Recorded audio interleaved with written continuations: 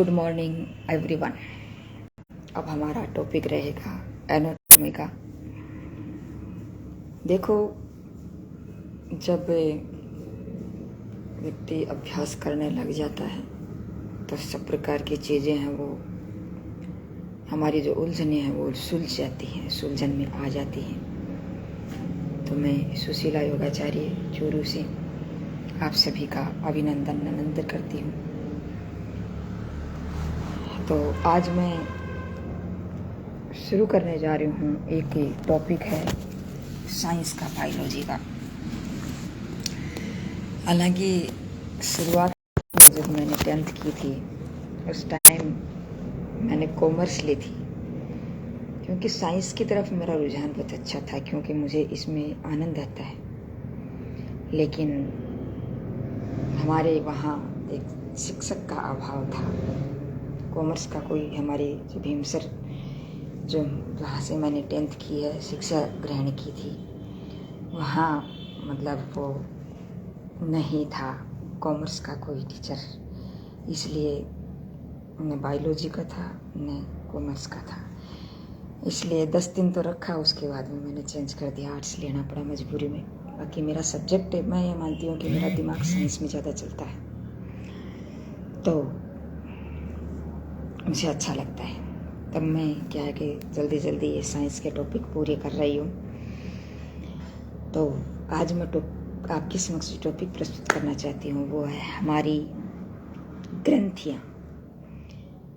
तो हमारे शरीर में ग्रंथियाँ 3 प्रकार की होती हैं। एक एक्सोक्राइन, एक एंडोक्राइन, एक मिश्रित, जिसे मिक्स ग्लैंड कहते हैं। तो एक्सोक्राइन को बहिस्रावी, एंडोक्राइन को अंतःस्रावी, और मिक्स ग्रंथियां हैं उसको मिश्रित ग्रंथियां कहते हैं। तो अब मैं आपके समक्ष प्रस्तुत करना चाहती हूँ बहिस्रावी ग्रंथियां।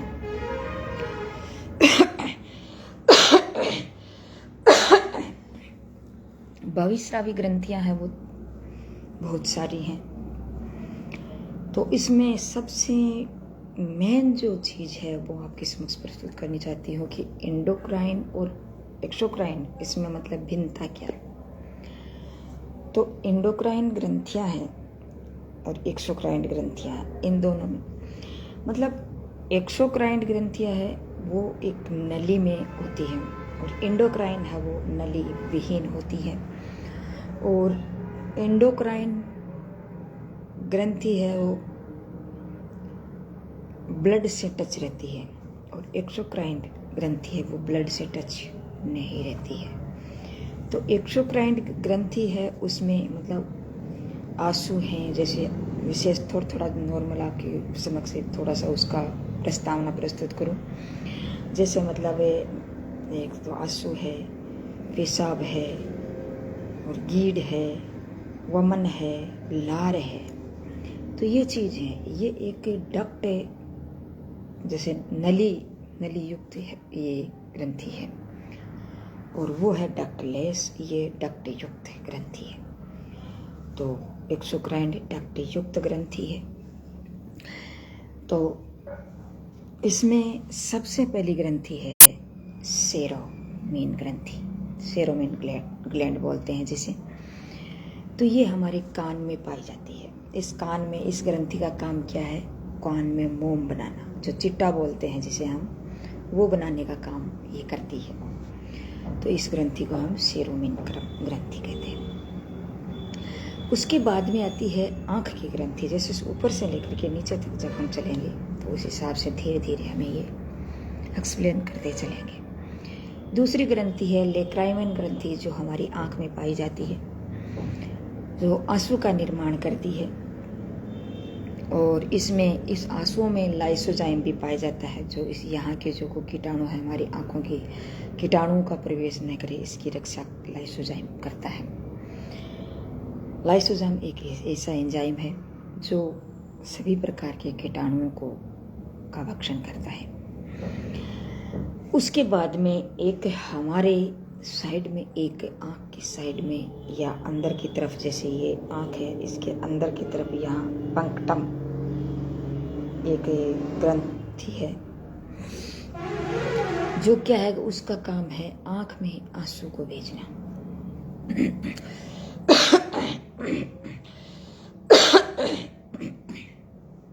तो ये आँख में आंसू को भेजने का काम करती है। उसके बाद में आती है मोम्बियन ग्रंथि, मोम्बियन ग्रंथि, जो ये भी एक हमारी आँख में ही पाई जाती है, जो क्या करती है कि जैसे हम रात भर या दिन भर जब रहते हैं तो हमारे आँखों में जो पानी सा महसूस होता है, वो पानी सा तेल सा, उसमें तेलीय होती है, वो तेलीय पानी है जो तेलीय होता है, उसका निर्माण करती है। और रात में जब हम उसको सो जाते हैं तो वो कीचड़ का रूप ले लेता है, तो वो इकट्ठा होता जाता है और वो कीचड़ का रूप ले लेता है। तो ये इस कीचड़ का निर्माण करती है। और ये मतलब बच्चों में ज़्यादा देखने को मिलता है, क्योंकि जब आपने कभी देखा होगा कि बच्चे बड़ा इंसान है वो तो क्या मतलब सुबह उठता है मुंह वगैरह धो करके, कभी तो बिना मुंह धोए बाहर जाना भी मत, अगर बाहर चले जाएंगे तो ये बेइज्जती ही हो जाएगी। इस प्रकार से बच्चे हैं, वो कभी कभार बच्चे जब स्कूल में जाते हैं, छोटे बच्चे नहा करके नहीं जाते तो प्रार्थना में खड़े रहते हैं, ऐसे बकोट के उसको मतलब ये ऐसे कर करके निकालते रहते हैं। तो ऐसी ये चीज़ें हैं, जो ये ग्रंथियाँ बहुत ही महत्वपूर्ण होती हैं हमारे इस शरीर के। जैसे आँख का है, हमारे नाक में जो आंसू भेजना है और इसमें कीचड़ का निर्माण करना, ये उबते हुए होते हैं, ये बाहर निकल जाते हैं और उस हमारी आँख की सुरक्षा भी करते हैं। उसके बाद में आती है स्वेद ग्रंथि। स्वेद ग्रंथि, स्वेद मतलब पसीना ग्रंथि, जो हमारे नाक पे जैसे पसीना आता है, पसीने का निर्माण करती है ये ग्रंथि। और पसीने या अपने नाक के आर पार जब ये पसीना आता है, तेलीय जो पसीना आता है, त्वचा है वो तेलीय होती है और नमी सी बनी रहती है और तेलीय त्वचा होती है। तो उसमें क्या करते हैं कि मतलब वो क्या है कि उस तेलीय त्वचा, जैसे पसीना निकलता है, तेल सा निकलता है, वो बाहर ये गंदगी निकलने का है, मतलब नमक सा बाहर निकलता है, ये गंदगी है जो हमारे शरीर से बाहर निकलती हैं। लेकिन महिलाएं क्या करती हैं, वो पसीना आता है उसको, और जो पिंपल्स थोड़े निकलते हैं उसको, और तेल सा बस ये निकलते हैं, उसको रोकने के लिए क्या करते हैं, उस पर क्रीम पोत लेती हैं। तो वो क्या है कि वो क्रीम का भी हमारी, जैसे चर्म का आपने पढ़ा होगा कि चमड़ी है वो हमारी जो भी क्रीम है, वो पानी है, उसको मतलब ऑब्जर्व करती है। तो वो क्या है कि क्रीम को ऑब्जर्व करती है, तो वो पीपल से जो निकलते हैं, फुंसियाँ निकलती हैं, तेल निकलता है, जो भी निकलता है इसके अंदर से, तो उसको अंदर ही दबा देती है वो क्रीम। और चमड़ी है उस क्रीम को भी ऑब्जर्व कर लेती है, और कुछ दिनों के बाद में वो क्या पिंपल्स बाहर निकलते हैं। तो हमारे लिए वो नुकसानदेह है, इसलिए कभी भी क्रीम नहीं लगानी चाहिए, नेचुरल रहना चाहिए व्यक्ति को। मैं कभी क्रीम नहीं लगाती हूँ, मैं नेचुरल रहती हूँ मेरी। तो ये हुई श्वेत ग्रंथि। उसके बाद में आता है सेबेकस ग्रंथि। तो श्वेत ग्रंथि पसीना निकालती है, सेबेकस ग्रंथि जो तेलीय जो पदार्थ निकलता है हमारे नाक के आर पार से और कहीं भी, जैसे तेलीय किसी की तेलीय स्वेता बहुत ज़्यादा होती है तो वो निकलती हैं, सीबम का निर्माण करती है, जो क्या करता है कि हमारी त्वचा है जैसे रूखी है, ये त्वचा जैसे रूखी है, किसी की त्वचा है बहुत ज़्यादा रूखी होती है, और वो जो सीबम निकलता है वो हमारी त्वचा को चिकना बनाए रखता है। तो ये हुई पांचवी ग्रंथि, जो तेल का निर्माण करती है और अपनी त्वचा को चिकना बना देती है। उसके बाद में आता है शैलवरी ग्रंथि, जिसे लार ग्रंथि कहते हैं। लार ग्रंथि हमारे मुंह में जब हम भोजन को ग्रास नली, जैसे आइसोफेगस, उसमें हम अपने भोजन को जब निकलते हैं तो मुंह में चबाते हैं और दांतों के द्वारा, और चबाने के बाद में जो मुंह से जो लार निकलती है। एक 3 प्रकार की ग्रंथियाँ होती हैं उसे, पेराटिड ग्रंथि, एक सबलिंगुअल ग्रंथि और एक है सबमैंडिबुलर ग्रंथि। ये 3 प्रकार की ग्रंथियाँ हैं, वहाँ से लार निकलती है। जैसे एक तो लाइसोजाइम निकलती है जो हमारे कीटाणुओं से रक्षा करती है, एक डायस्टेन निकलती है, एक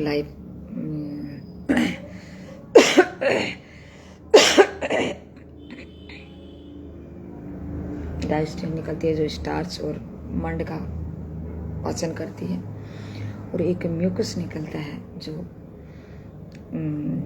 चिपचिपा, हमारे भोजन को चिपचिपा लबलिबा बनाता है। तो इस प्रकार का ये ग्रंथि लार निकलती है। और उसके बाद में आता है एक ग्रंथि और ये होती है, वो है गैस्ट्रिक ग्लैंड, जो जठर ग्रंथि, जो हमारे आमाशय में ये ग्रंथि होती है। तो ये ग्रंथि, देखो सारी चीज़ें मेरे को पूरी ध्यान में नहीं है, लेकिन कुछ वैसे अगर गलती हो तो मैं क्षमा चाहूँगी। तो ये जठर ग्रंथि है, हमारे आमाशय में होती है, जो जठर रस का निर्माण करती है और हमारे पाचन में वो सहायक होती है। हमें जो पाचन में एक अग्नि प्रज्वलित होती है, जठर अग्नि, जो हमारे भोजन को पचाने में बहुत ही महत्वपूर्ण भूमिका निभाती है, जिससे वहाँ जा कर के एक दो ये क्या होते हैं कि जैसे मतलब ये पाचक के एंजाइम निकलते हैं। पाचक एंजाइम निकलते हैं, वो पाचक एंजाइम कौन कौन से हैं? एक तो है पेप्सिन और एक है रेनिन। तो इसमें पेप्सिन का काम क्या होता है? पेप्सिन का काम है दूध को दही बनाना, और रेनिन का काम क्या होता है? वो प्रोटीन को पेप्टोन में चेंज कर देती है। तो ये इसका काम हुआ। उसके बाद में आती है ये क्या बोलते हैं उसे, पेप्टोन। जैसे मतलब हमारे, जैसे मैंने आपको पाचन तंत्र में बताया था कि मतलब ये के शुरुआत में जब ये ग्रंथियां हैं, मतलब पहले प्रोटीन को पेप्टोन में चेंज करती हैं, तो वो पेप्टोन में चेंज होता है हमारे आमाशय में। उसके बाद में अग्नाशय में, मतलब लेट जो एंजाइम निकलता है, उसमें ट्रिप्सिन है, वो मतलब पेप्टोन को नहीं, हाँ, पेप्टाइड को, सॉरी थोड़ा दिमाग से उतर गई है ये चीज़ें।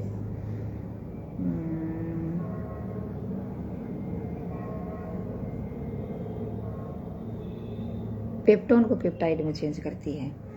और उसके बाद में हमारी छोटी आंत है, वहाँ जाता है तो ये इरिप्सन जो एंजाइम है वो पेप्टाइड को एमिनो एसिड में चेंज कर देती है। हाँ, तो ये चीज़ ऐसे थोड़ा जब भी हम एक्सप्लेन करेंगे तो ये चीज़ आ जाती है, ऐसी कोई बात नहीं। लेकिन जब हम वीडियो नहीं डालते हैं तब हमें ये चीज़ याद नहीं रहती, भूल जाते हैं। और वीडियो डालने के बाद में क्या है, ये चीज़ें समझ में आ जाती हैं। उसके बाद में आता है म्यूकस ग्रंथि, जो क्या है कि हमें हमारे भोजन को और वो लबलबा बना देती है, चिपचिपा बना देती है, ताकि उससे क्या है कि हमारे आइसोफेगस, जो हमारी ग्रास नली है, उससे भोजन है वो आमाशय में अच्छे से उतर जाता है, आमाशय में चला जाता है। उसके बाद में आती है लीवर, जो ये बहिस्रावी ग्रंथियों में सबसे बड़ी ग्रंथि मानी जाती है, जो एक ही बहुत ही महत्वपूर्ण ग्रंथि है। इसका काम, इसको अभी मेरे एक चीज़ ध्यान में नहीं आई कि इसके बाहर की जो झिल्ली है उसको क्या कहते हैं। ये अभी तक मेरे सामने कोई वीडियो नहीं आया है। अगर किसी को अगर ध्यान में हो तो बताने का कष्ट करें। हालांकि मैंने खान सर से पूछा था, लेकिन वो जो उसको फ़ोन को हैंडलिंग कोई वो दूसरा व्यक्ति करता है, तो वो कह रहे हैं कि वीडियो में देख लो, लेकिन कोई वीडियो मेरे पास ऐसा नहीं मिला मुझे कि मतलब उसकी वो एक झिल्ली, उसका झिल्ली का क्या नाम है। तो लीवर का काम क्या है? लीवर किस सेल से बनी हुई है? एक तो हेपेटिक सेल से बनी हुई है, एक कोपर सेल से बनी हुई है। तो हेपेटिक सेल है जब खराब हो जाती है तो हेपेटाइटिस रोग हो जाता है। हेपेटाइटिस रोग है वो लीवर का सबसे खतरनाक रोग होता है। जो हेपेटाइटिस ए, बी और सी में चला जाता है तो बहुत ही खतरनाक हो जाता है। पहले जैसे नेस बोलते हैं, जिसे लीवर का पहले जो बनता है रोग, नेस बोलते हैं, फैटी लीवर बोलते हैं जिसे, और फिर बाद में वो धीरे धीरे कन्वर्ट होता सीरोसिस और फिर हेपेटाइटिस में चेंज हो जाता है। तो बहुत ही खतरनाक होता है लीवर। जब किसी व्यक्ति की अगर खराब हो जाती है तो बहुत ही दिक्कत महसूस होता है। उसके बाद में ये मतलब सबसे बड़ी ग्रंथि है जो अंतःस्रावी ग्रंथियों में बहिस्रावी ग्रंथियों में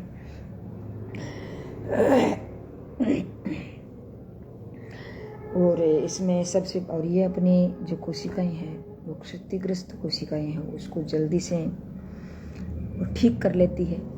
और इसमें एक फाइब्रोनिजिन और एक प्रोथ्रोम्बिन प्रोटीन का निर्माण करती है जो हमारे जो रुधिर का थक्का बनाने में मतलब बहुत ही सहायक भूमिका निभाते हैं। एक तो विटामिन के और एक प्रोथ्रोम्बिन और फाइब्रोजिन मतलब ये है वो रुधिर का थक्का बनाने में। जैसे ब्लड का जब हम वीडियो डालेंगे उसमें आपको समझ में आएगा, तब पता चल जाएगा। एक तो विटामिन के है और ये दो प्रोटीन ये हैं जो एक मतलब रुधिर को थक्का बनाने में सहायक होती हैं। जैसे हमारे प्लेटलेट हैं, थ्रोम्बोसाइट्स जिसे बोलते हैं, वो हमारे रुधिर को थक्का बनाने में बहुत ही सहायक होते हैं। और उसके बाद में आता है एक बिलिरुबिन, एक जो का निर्माण भी ये करती है जो लेट्रिन को पीला बनाने में सहायक होती है। और एक बिलुबर्डिन नाम का एक जो पित्त का भी निर्माण करती है जो पित्त को क्या करता है, हरा बनाने का काम कर देती है। और एक काम ये इसका है कि सबसे महत्वपूर्ण काम है जो अमोनिया को यूरिया में चेंज कर देती है। ये हमारे शरीर में अमोनिया बनता है, बहुत ही खतरनाक पदार्थ होता है जो अगर लीवर न हो तो अमोनिया जब बनता है तो उसको बहुत ही नुकसान पहुंचा सकता है हमारे शरीर में। लेकिन लीवर क्या काम करती है, इसको अमोनिया को यूरिया में चेंज कर देती है। उसके बाद में आता है एक महत्वपूर्ण काम लीवर और करती है जो ग्लूकोज हमारे शरीर में जाता है। हम कैलोरी बहुत ज़्यादा लेते हैं कि लगभग 5000 कैलोरी शरीर में हर टाइम लेते हैं, हर जब भी खाना खाते हैं लेते हैं, तो ज़्यादा रहता है और उसके अनुसार हम वर्क करते नहीं तो उसका फैट बनता रहता है। तो लीवर क्या करती है, अगर लिमिट मात्रा में है तो ये उसको ग्लूकोज को ग्लाइकोजन में चेंज कर देती है। और उसके बाद में अगर वो नहीं रहता, ज़्यादा रहता है तो उसको फैट में चेंज कर देती है। अगर फैट भी ज़्यादा हो जाता है उसके बाद में कोलेस्ट्रॉल जो उसमें चेंज करती है। तो कोलेस्ट्रॉल हमारे शरीर के लिए बहुत ही घातक होता है। लोग खाते रहते हैं, मैं सभी को आपको कहती हूँ कि पेट बढ़ा करके खूब खाता रहता है, पूरा पूरा पेट, जिससे बच्चा हो पेट में ऐसा बनाए रखा होता है। तो हमारे लिए बहुत ही खतरनाक साबित होता है। तो ये जब हम भोजन अपने शरीर में जब लेते हैं तो पहले ये जैसे 3 रूप से हमारे शरीर भोजन को लेते हैं, कार्बोहाइड्रेट, प्रोटीन और वसा। ये इतने प्रकार की जो चीज़ हैं उसको पचाने का क्रिया हमारे शरीर में चलती रहती है। और एक मेन चीज़ और एक बात ये भी है कि लीवर में सबसे ज़्यादा कोलेस्ट्रॉल पाया जाता है, इसलिए लीवर को बचाना बहुत ज़रूरी है। इसलिए कम खाया करो भाई, थोड़ा खाया करो, और खाते हो तो उसके लिए वर्क किया करो, बहुत ज़रूरी है। तो और एक जैसे हमारी लीवर में मतलब एक जो लोग शराब पीते हैं और वो एज जहर है, और अगर जहर खा लेते हैं तो उस जहर का और शराब का लीवर पर बहुत ज़्यादा गंदा प्रभाव पड़ता है। लेकिन हमारे शरीर के लीवर में जो कुफर सेल होते हैं वो क्या है कि उस जहर को निष्क्रिय बना देते हैं। कुछ थोड़ा जहर लेते हैं तो उसको निष्क्रिय बना देते हैं, लेकिन जब बहुत ज़्यादा ले लेते हैं, बहुत ज़्यादा डाइट ले लेते हैं जहर एल्कोहल की, तो वो उसको भी निष्क्रिय नहीं कर पाते और कुफर सेल ख़त्म हो जाती हैं और वो हमारी कठिनाई का विषय बन जाता है। उसके बाद में जैसे हम